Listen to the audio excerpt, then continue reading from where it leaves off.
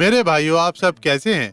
Bible یہاں درجل کہتی ہے، یرمیہ باب 26 آیت 21 میں، اور جب یہوکیم بادشاہ اور اس کے سب جنگی مردوں اور عمرا نے اس کی باتیں سنی تو بادشاہ نے اسے قتل کرنا چاہا، لیکن اوریا یہ سن کر ڈرا اور مصر کو بھاگ گیا۔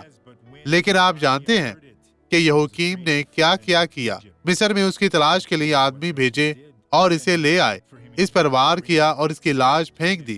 یہ بادشاہ کتنا ٹیڑھا تھا، کبھی ٹیڑھے انسان نہ بنے تاکہ برائی میں حد سے بڑھ نہ جائیں، خدا کے خادم بنے، اور یہ سب سے بہتر ہے۔ خداوند آپ کو برکت دے۔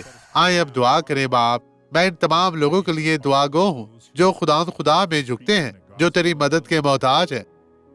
جلال کے بادشاہ، تو انہیں اپنے جلال کے لیے استعمال کر، اس شخص کو برکت دے، اور میں بدی سے کہتا ہوں ان لوگوں کی زندگیوں سے چلی جا، غائب ہو جائے یسوع کے نام میں، اور آپ کہیں خداوند تیرا شکر ہو۔